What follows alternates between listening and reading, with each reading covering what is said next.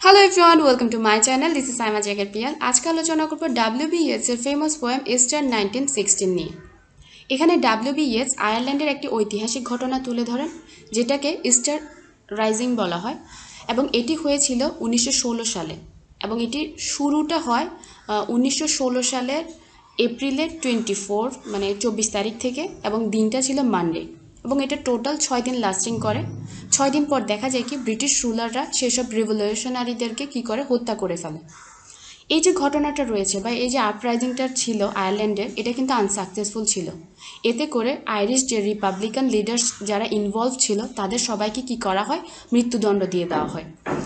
তো এই ঘটনাটা পোয়েট কি করে তার এই কবিতার মধ্যে তুলে ধরেছেন এবং তিনি খুব কম সময়ের মধ্যে কবিতাটি লিখে ফেলেন। তো দেখা যায় কি বিভিন্ন ম্যাগাজিনে 1920 সালে এই কবিতাটি পাবলিশ হয়। পরবর্তীতে অফিসিয়ালি ডব্লিউ.বি. ইয়েটসের যে পোয়েমের কালেকশন রয়েছে Michael Roberts and the dancer, সেখানে 1921 সালে এটাকে পাবলিশ করা হয়। এই কবিতাটি পড়ার জন্য ব্যাকগ্রাউন্ডটা জানা অনেক বেশি অ্যাসেনশিয়াল, তাই ব্যাকগ্রাউন্ডটা একটু বলে ফেলি। আমরা জানি যে একসময় আয়ারল্যান্ড ব্রিটিশের আন্ডারে ছিল। তো আয়ারল্যান্ডের মানুষ বিভিন্ন সময় ব্রিটিশকে বলছিল তাদেরকে ফ্রি করে দেওয়ার জন্য। তো ব্রিটিশ রুলাররা বলে ঠিক আছে আমরা তোমাদেরকে ফ্রি করে দিব। তো ফ্রি করার কথা ছিল 1914 সালে, কিন্তু তখন তো ফার্স্ট ওয়ার্ল্ড ওয়ার শুরু হয়ে যায়। তো তারা আর ফ্রি করে না, বলে যে ওয়ার্ল্ড ওয়ার শেষ হোক তোমাদেরকে ফ্রি করে দিব। কিন্তু ওয়ার্ল্ড ওয়ার কতটা সময় ধরে চলবে সেটা তো কেউ বলতে পারে না। তাই তারা স্বাধীনতার জন্য অনেক বেশি মরিয়া হয়ে ওঠে এবং ব্রিটিশের এগেনস্টে বিভিন্ন ধরনের বিপ্লবী কি করে এক হয়ে ব্রিটিশদের এগেনস্টে যুদ্ধ করার চিন্তা করে। তো এতে করে দেখা যায় কি 1916 সালে 24শে এপ্রিল তারা একসাথে হয় এবং আয়ারল্যান্ডের বিভিন্ন ধরনের যেসব গভর্নমেন্ট বিল্ডিং রয়েছে, ফ্যাক্টরিজ রয়েছে, এই জিনিসগুলো তারা দখল করে ফেলে। তো তাদের শুরুটা হয় 24শে এপ্রিল থেকে, মানে তারা যে কোনোভাবে ব্রিটিশদের হাত থেকে নিজেদেরকে ফ্রি করবে। তো 6 দিন ধরে এই জিনিসটা কন্টিনিউ চলতে থাকে। তো পরবর্তীতে 6 দিন পরে 29শে এপ্রিল 1916 সালে ব্রিটিশ রুলাররা যারা এই আপরাইজিংয়ে ইনভলভ ছিল তাদের সবাইকে মৃত্যুদণ্ড দিয়ে দেয়। তো ডব্লিউ.বি. ইয়েটসের অনেকগুলো ফ্রেন্ডও এইখানে ইনভলভ ছিল। তো তিনি এই ঘটনাটা আসলে কতটা জাস্টিফাইড ছিল বা এই যে আপরাইজিংটা আসলে কি জাস্টিফাইড ছিল সেই জিনিসটা নিয়ে এই কবিতায় বলেছেন। এবং পোয়েট এই কবিতাটিতে টোটাল 4টা স্ট্যাঞ্জা রেখেছেন, টোটাল 80টা লাইন রয়েছে। এই 4টা স্ট্যাঞ্জাতে তিনি ফার্স্ট এবং থার্ড যে স্ট্যাঞ্জাগুলো রয়েছে সেখানে দেখা যাচ্ছে কি তিনি কি করেন, টোটাল 16টা করে লাইন রাখেন। তার কারণ হচ্ছে সেই যে আপরাইজিং ছিল সেখানে 16 জন লিডার মৃত্যুবরণ করেছিল। অন্যদিকে সেকেন্ড এবং ফোর্থ স্ট্যাঞ্জাতে গিয়ে 24টা করে লাইন রয়েছে, যেটার দ্বারা 24শে এপ্রিলকে বোঝানো হয়। এই ঘটনাটা আয়ারল্যান্ডের মানুষকে অনেক বেশি শকড করে দেয়।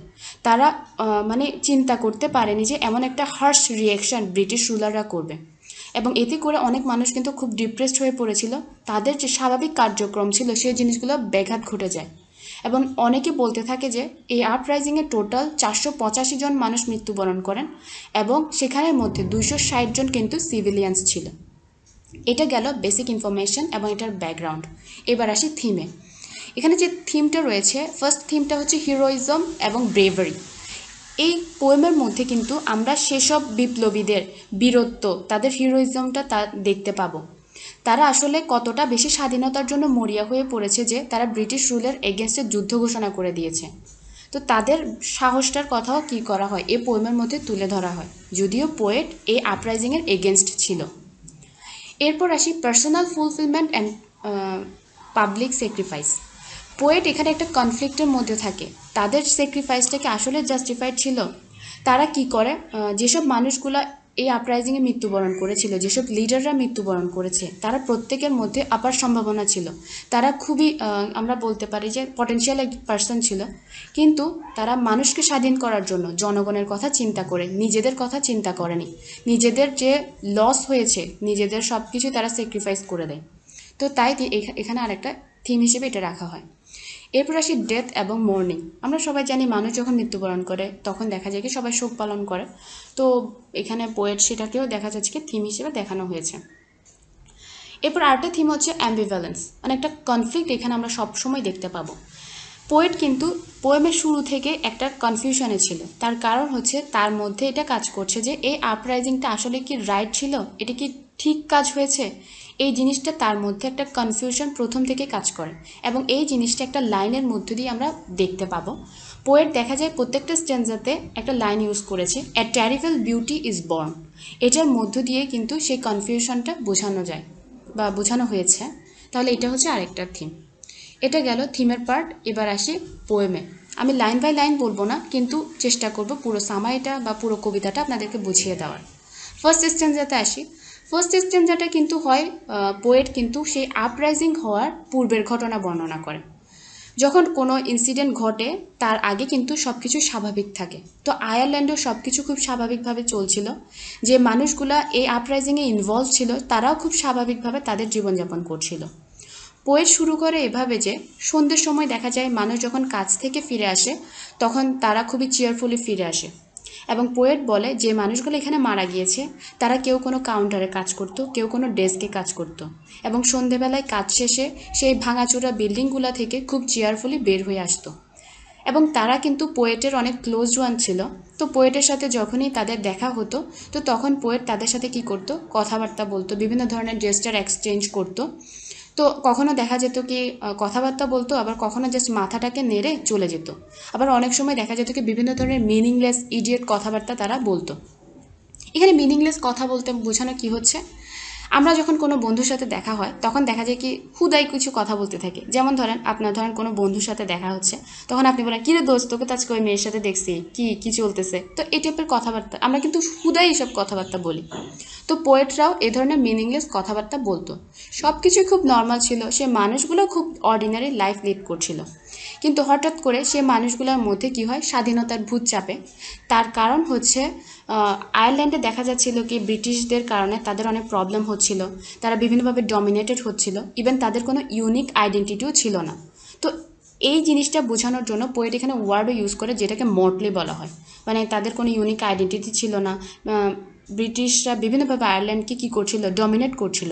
তো এই জিনিসগুলো দেখে ওই মানুষগুলো আর থাকতে পারেনি, নর্মাল থাকতে পারেনি, তাই তারা স্বাধীনতার চিন্তা করতে থাকে। এটা সেকেন্ড স্ট্যান্জাতে গিয়ে বলা হবে। ফার্স্ট স্ট্যান্জাতে তাদের অর্ডিনারি লাইফ সম্পর্কে বলা হয়, এবং পোয়েট বলেন তাদের এই স্যাক্রিফাইসের কারণে একটা ট্যারিবল বিউটির জন্ম হয়। এবার সেকেন্ড স্ট্যান্জাতে আসি। সেকেন্ড স্ট্যান্জাতে পোয়েট ওইসব ব্যক্তিদের বর্ণনা দেন যে আসলে যারা লিডার ছিল। এই লিডারের মধ্যে তিনি 4 জনের কথা বলেন যারা পোয়েটের খুবই পরিচিত ব্যক্তি ছিল। প্রথম ব্যক্তি হচ্ছে একজন লেডি, যাকে তিনি দ্যাট ওমেন বলে সম্বোধন করেছেন, এবং সেই লেডির নাম হচ্ছে কনস্ট্যান্স মার্কেভিক। সে ভদ্র মহিলা, ইয়াং ছিল, ভ্যারি বিউটিফুল ছিল, এবং দেখা যেত কি তার ভয়েস খুবই সুইট ছিল, এবং তিনি যখন হর্স রাইড করতো, ও মাই গড, যেন কিলিং একদম। তো এরকম করে তার বর্ণনা করা হয়। কিন্তু পরবর্তীতে তিনি স্বাধীনতার জন্য কি করে, পলিটিক্সে যুক্ত হয়। এখন আগে যে ভয়েসটা খুবই সুন্দর সুইট ছিল, সেই ভয়েসটা এখন সারাক্ষণ আর্গুমেন্টের মধ্যে থাকে। এখন তার ভয়েসটা সুন্দর না, এখন তার ভয়েসটা শ্রিল, কর্কশ মনে হয়। সে ভদ্র মহিলা কি করে, নিজের জীবন স্যাক্রিফাইস করে দেয়। মানে তিনি কি করেছেন, একটা আনওয়াইজ ডিসিশন নিয়েছেন, যেটা কি করা ঠিক হয়নি, মানে এই জিনিসটা জাস্টিফাই হয়নি, এটা পোয়েট বলতে থাকে।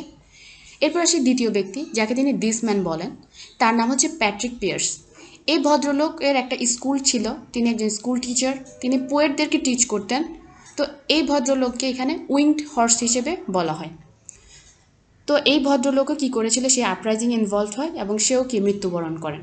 তো প্যাট্রিক পিয়ার্সকেও সের একজন হেল্পার ছিল, যাকে দিস আদার ম্যান বলে পোয়েট সম্বোধন করেছে। তার নাম হচ্ছে টমাস ম্যাকডোনাগ। এই যে টমাস ম্যাকডোনাগের কথা বলা হচ্ছে, সে কিন্তু খুবই পটেনশিয়াল একজন পার্সন, বা তার মধ্যে অনেক সম্ভাবনা ছিল, সে অনেক ভালো রাইটার হতে পারত। কিন্তু সে এই আপরাইজিংয়ে গিয়ে নিজের যে ট্যালেন্টটা ছিল সেটাকে কি করে, সব কিছু শেষ করে দেয়। সে স্বাধীনতার কথা চিন্তা করে কি করে, নিজেকে স্যাক্রিফাইস করে দিয়েছে। এবং এই ছেলেটাকে তিনি সেন্সিটিভ বলেন, ডেয়ারিং এবং সুইট থট ছিল, এই জিনিসটাও তিনি বলেন। মানে সে যদি বেঁচে থাকতো তাহলে আজকে অনেক বড় একজন পোয়েট হতো, আর আমরা অনেকগুলো পোয়েম মানে তার কাছ থেকে পাইতাম আর কি। তারপর আসি চতুর্থ ব্যক্তির কাছে, যেখানে তিনি দিস আদার ম্যান তাকে রিফার করে। এই ভদ্রলোক কিন্তু আমাদের পোয়েটের কম্পিটিটর ছিল, মানে হচ্ছে পোয়েটের আমরা বলতে পারি গার্লফ্রেন্ডের হাজব্যান্ড ছিল এই ভদ্রলোক। এবং প্রথমে তাই তিনি কি তার খারাপ দিকগুলোই তুলে ধরেন। স্বাভাবিক, গার্লফ্রেন্ডের হাজব্যান্ড স্বাভাবিক, এটা তুলবেই। তো দেখা যাচ্ছে কি তিনি তাকে বলেন ড্রাঙ্কেন, বলেন তাকে অ্যারোগ্যান্ট বলেন। কিন্তু এই ভদ্রলোক যদিও অনেক মানুষের সাথে খারাপ করেছে, he had done most bitter wrong, এটা দ্বারা বোঝানো হচ্ছে যে তার যে গার্লফ্রেন্ড ছিল মডগান, তার সাথে অনেক খারাপ করেছিল এই ভদ্রলোক। এই ভদ্রলোক হচ্ছে মূলত এই ভদ্রলোকের নাম হচ্ছে টমাস বলছে, আই এম সরি, ম্যাকব্রাইট। ঠিক আছে, এই ম্যাকব্রাইট তার গার্লফ্রেন্ডের মানে আমাদের ডাব্লিউবি ইয়েটসের গার্লফ্রেন্ডের সাথে অনেক খারাপ করেছিল মডগানের সাথে, কিন্তু তাও আমাদের পোয়েট কি করছে, তাকে এই কবিতায় ইনভলভ করেছে। তার কারণ হচ্ছে সেও কি চেঞ্জ হয়ে গিয়েছে, সেও স্বাধীনতার জন্য এই আপরাইজিংয়ে ইনভলভ হয়, সেও এখানে কি মৃত্যুবরণ করেন। এই যে পুরো ইনসিডেন্টটা, এই আপরাইজিংয়ের ইনসিডেন্টটা আমাদের পোয়েট কিন্তু ক্যাজুয়াল কমেডি বলে সম্বোধন করেছে। তার কাছে এই জিনিসটা কমেডি বলে মনে হচ্ছে। তার কারণ হচ্ছে ব্রিটিশরা বলেছিল তোমাদেরকে আমি স্বাধীনতা দিয়ে দিব, ওয়ার্ল্ড ওয়ার শেষ হোক। তাই পোয়েট বলছে যে আসলে এটা জাস্টিফাইড ছিল না, তাদের এটা করা ঠিক হয়নি, একটু ওয়েট করলে কি হতো, এত বড় স্যাক্রিফাইস করার প্রয়োজন হতো না। তাই এটাকে ক্যাজুয়াল কমেডি বলছে। এরপর আসি থার্ড স্ট্যান্জাতে গিয়ে পোয়েট কিন্তু এই যে ব্যক্তিরা রয়েছে যারা সংগ্রাম করেছে, বিপ্লবী ছিল, তাদেরকে ন্যাচারের ইনসিডেন্টগুলোর সাথে কম্পেয়ার করেন। তারা বলেন যে মানে আমাদের পোয়েট বলছেন নেচারের সব কিছুই চেঞ্জ হয়, দুনিয়াতে সব কিছুই চেঞ্জ হয়, কিন্তু এই মানুষগুলোর উদ্দেশ্য কখনো চেঞ্জ হয়নি। তারা খুবই ডিটারমাইন্ড ছিল। তারা তাদের জীবনের একটাই লক্ষ্য ছিল, সেটা হচ্ছে যে কোনোভাবে দেশের স্বাধীনতা নিয়ে আসবে, আয়ারল্যান্ডকে ফ্রি করে ফেলবে ব্রিটিশ রুলারদের থেকে। এটাই তাদের জীবনের একমাত্র উদ্দেশ্য ছিল, যেটা আনচেঞ্জেবল ছিল। তো তিনি বলেন প্রকৃতি, আপনি বার্ড বলেন কিংবা কোনো হর্স অথবা ক্লাউড, যেগুলো প্রতি সেকেন্ডে সেকেন্ডে মিনিটে মিনিটে চেঞ্জ হয়, কিন্তু এই মানুষগুলোর উদ্দেশ্য কখনো চেঞ্জ হয়নি। এবং স্বাধীনতার জিনিসটা তাদেরকে স্টোনে পরিণত করেছে। এই মানুষগুলোকে স্টোনের সাথে কম্পেয়ার করা হচ্ছে, যেটা খুবই হার্ড আনইয়েল্ডিং হয়। পোয়েট বলছে তারা মানে স্বাধীনতা জিনিসটা তাদেরকে এত বেশি কনফিউজ করে দেয় যে তাদের জীবনে শুধু স্বাধীনতা ছাড়া তারা আর কোনো কিছুই দেখছিল না। এটাই তাদের জীবনের একমাত্র উদ্দেশ্য ছিল, তাই নিজেদেরকে স্যাক্রিফাইস করে দেয়। তো পোয়েট বলছে দুনিয়াতে সব কিছু চেঞ্জ হলেও এই মানুষগুলোর উদ্দেশ্য কখনো চেঞ্জ হয়নি, এবং যার কারণে a terrible beauty is born, মানে স্বাধীনতা জিনিসটা এসেছিল তাদের এই স্যাক্রিফাইসের জন্য। পোয়েট কিন্তু একটা কনফ্লিক্টের মধ্যে থাকে পুরো পোয়েমে। তাদের প্রতি তিনি শোকও প্রকাশ করছেন, আবার বলছেন যে এই ইনসিডেন্টের প্রয়োজন ছিল না। এখানে থার্ড স্ট্যান্জা শেষ হয়। ফোর্থ স্ট্যান্জায় আসি। এরপর তিনি বলেন যে এই মানুষগুলা এত বেশি পেশনেট হয়ে পড়েছিল যে তারা স্টোনে পরিণত হয়েছে, এবং এখন পোয়েট বলছে যে কি আর কত স্যাক্রিফাইস করতে হবে, মানে আর কত স্যাক্রিফাইস করতে হবে, কত নাম আর অ্যাড হবে এই স্যাক্রিফাইসে। তো তিনি বলছেন যে আসলে এই যে স্যাক্রিফাইস, এটার কোনো প্রয়োজন ছিল না, কারণ ব্রিটিশ তাদেরকে কি করতো, এমনি ফ্রি করে দিত, একটু ওয়েটের প্রয়োজন ছিল। তো তাদের এই অ্যাক্টিভিটিটাকে তিনি বলছেন এটা করা তাদের উচিত হয়নি। ঠিক আছে, তো তিনি বলছেন যাই হোক তাদের অ্যাক্টিভিটি যেমনই হোক, কিন্তু যখনই আয়ারল্যান্ডের স্বাধীনতার প্রশ্ন উঠবে, এই যে ব্যক্তিগুলো রয়েছে ম্যাকডোনাক, ম্যাকব্রাইট, অথবা আমরা বলতে পারি পিয়ার্স, অথবা ওই লেডি, যেই হোক না কেন, স্বাধীনতার প্রশ্ন যখনই আসবে তখন এই মানুষগুলোর কথা স্মরণ করা হবে। আমাদের পোয়েট তাদের কথা এই কবিতার মধ্য দিয়ে রেখে যাচ্ছেন, যাতে করে কি মানে তাদেরকে স্মরণ করছেন, তাদেরকে শ্রদ্ধাও প্রকাশ করছেন তিনি মূলত। এবং তিনি বলছেন যখনই আয়ারল্যান্ডের স্বাধীন হবে বা আয়ারল্যান্ডের স্বাধীনতার মানুষরাদেরকে সম্মান জানানোর প্রশ্ন উঠবে, তখন এই মানুষগুলোকে কি করা হবে, স্মরণ করা হবে। তাদের কারণে একটা টেরিবল বিউটির জন্ম হয়েছে, মানে আয়ারল্যান্ডের স্বাধীনতাটা এসেছে। 1918 সালে ওয়ার্ল্ড ওয়ার শেষ হওয়ার পর তাদেরকে কিন্তু ফ্রি করা হয়নি, ফ্রি করা হয় 1921-এ। যাই হোক, স্বাধীনতার সূত্রপাতটা কিন্তু তাদের এই আপরাইজিংয়ের মধ্য দিয়ে হয়, যদিও পোয়েট কিছুটা অসন্তুষ্ট ছিল এই আপরাইজিংয়ে, তার মনে হচ্ছিল এটার প্রয়োজন নেই। এখানে পোয়েমটা শেষ হয়ে যায়। আশা করি বুঝতে পেরেছেন। আমি ওভারঅল একটু বলে দিই। ফার্স্ট স্ট্যান্জাতে তিনি একটা অর্ডিনারি লাইফ দেখানোর চেষ্টা করেছেন, যে আসলে আপরাইজিংয়ের পূর্বে তাদের জীবনটা কেমন ছিল, খুবই অর্ডিনারি ছিল, কিন্তু পরবর্তীতে তারা স্বাধীনতার জন্য মরিয়া হয়ে ওঠে, এবং সেই 4 জন ব্যক্তি তিনি বর্ণনা করেন যারা লিডিংয়ে ছিল। তো এই 4 জন ব্যক্তি তাদের নিজেদের কথা চিন্তা না করে নিজেদেরকে স্যাক্রিফাইস করে দেয়। থার্ড পার্টে গিয়ে তিনি নেচারের সাথে তাদেরকে কম্পেয়ার করে। দুনিয়াতে সব কিছু চেঞ্জ হলেও সেই মানুষগুলোর উদ্দেশ্য কখনো চেঞ্জ হয়নি, তারা স্টোনের মতো ছিল। তারপর ফোর্থ পার্টে এসে তিনি বলছেন আসলে এই স্যাক্রিফাইসটার কি প্রয়োজন ছিল। তো তারপরও তিনি বলছেন যখনই আয়ারল্যান্ডের স্বাধীনতার কথা উঠবে, স্বাধীনতার সংগ্রামীদেরকে স্বাধীনতা মানে সম্মান জানানোর কথা উঠবে, তখনই এই মানুষগুলোকে সম্মান জানানো হবে। এবং তিনি পোয়েমের শুরুতে কিন্তু আয়ারল্যান্ডকে গ্রে হিসেবে বলেন, কিন্তু স্বাধীনতার মানে লাস্ট পর্যায়ে এসে তিনি গ্রিনের কথা সম্বোধন করছেন। এটা কিন্তু সিম্বলিক্যালি তিনি ইউজ করেছেন, সেটা একটু পরেই বলছি। এই কবিতায় আমরা অনেকগুলো সিম্বলিক ওয়ার্ড দেখতে পাবো, যেগুলো কিন্তু পোয়েট ইন্টেনশনালি ইউজ করেছে। যেমন ফার্স্ট হচ্ছে থার্ড স্ট্যান্জাতে পোয়েট কী করেছে, স্টোন কথাটা ইউজ করেছে সেই সব মানুষগুলোকে বোঝানোর জন্য, তাদের উদ্দেশ্যটাকে বোঝানোর জন্য, যে দুনিয়াতে সব কিছু চেঞ্জ হলেও তাদের উদ্দেশ্য কখনো চেঞ্জ হয়নি, সেই জন্য তাদেরকে স্টোনের সাথে কম্পেয়ার করা হয়েছে। স্টোন তো স্টোন, যেটা কি হার্ড থাকে, যেটা কখনো চেঞ্জ হয় না, এরকম একটা জিনিস। এরপর তিনি গ্রিন কথাটা ইউজ করেছে লাস্ট স্ট্যান্জাতে এসে, গ্রিন ইজ ওর্ন। এই লাইনে গ্রিনটা মূলত তিনি কি করেছেন, সিম্বলিক্যালি আইরিশ কালচারটাকে তিনি বোঝানোর জন্য ইউজ করেছেন। ব্যাপারটা কীরকম, তিনি যখন পোয়েমটা শুরু করে তখন আয়ারল্যান্ডকে গ্রে বলেন। গ্রে মূলত ডিপ্রেশন এবং গ্লুমের লক্ষণ, কিন্তু যখন পোয়েমটা শেষ হয় তিনি তখন কি করেন, আয়ারল্যান্ডকে বা গ্রিন মানে একটা কালার হিসেবে কম্পেয়ার করেন। আমরা সবাই জানি যে আয়ারল্যান্ডের যে পতাকাটা রয়েছে সেটা কিন্তু গ্রিন কালার রয়েছে। এই গ্রিন দ্বারা মূলত বোঝানো হয় যে সে কি করেছে, যত ডিপ্রেশন অথবা গ্লুম রয়েছে সব কিছুকে ওয়াশ করে দিয়ে একটা বিউটিফুল ফিচার বা বিউটিফুল জিনিসকে রিপ্রেজেন্ট হিসেবে গ্রিনটাকে ইউজ করা হয়েছে। মানে আয়ারল্যান্ডের স্বাধীনতা এই জিনিসটাকে বোঝানোর জন্য, একটা বিউটিফুল জিনিস জন্য গ্রিনটাকে ইউজ করা হয়।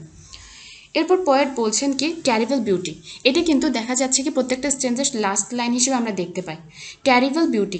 কথাটা কেমন না যে ট্যারিবল বিউটি, এখানে ট্যারিবল দ্বারা কিন্তু বোঝানো হচ্ছে যে ট্যারিবল দ্বারা তিনি মানে ট্যারিবল যে জিনিস, মৃত্যুগুলোকে ট্যারিবল হিসেবে বোঝানো হচ্ছে যে এতগুলো মানুষ মারা গিয়েছে, এবং বিউটিফুল দ্বারা মানুষের যে একত্রিত হওয়ার ব্যাপারটা ছিল এই আপরাইজিংয়ের মধ্য দিয়ে ওই জিনিসটাকে তিনি তুলে ধরার চেষ্টা করেছেন। এবং এই ঘটনার দ্বারা তাদের স্বাধীনতাটারও সূত্রপাত হয়, তারা একসময় স্বাধীনও হয়ে গিয়েছিল। তাই তিনি ওভারঅল ট্যারিবল দ্বারা মৃত্যুকে এবং বিউটি দ্বারা মানুষের একত্রিত হয়ে স্বাধীনতার জন্য কাজ করাটাকে বোঝানোর চেষ্টা করেছেন। এরপর আসি মর্টলি, এটা আমরা ফার্স্ট স্ট্যান্জায় দেখতে পাই। মর্টলি জিনিসটা কি, মর্টলি দ্বারা বোঝানো হচ্ছে যে ইংলিশ রুলের আন্ডারে আয়ারল্যান্ডের যে ইউনিক আইডেন্টিটি ওইটার অভাব ছিল, এবং ইংলিশ এবং আইরিশ কালচার মিলিত হয়ে এটাকে মর্টলি হিসেবে বোঝানো হচ্ছে।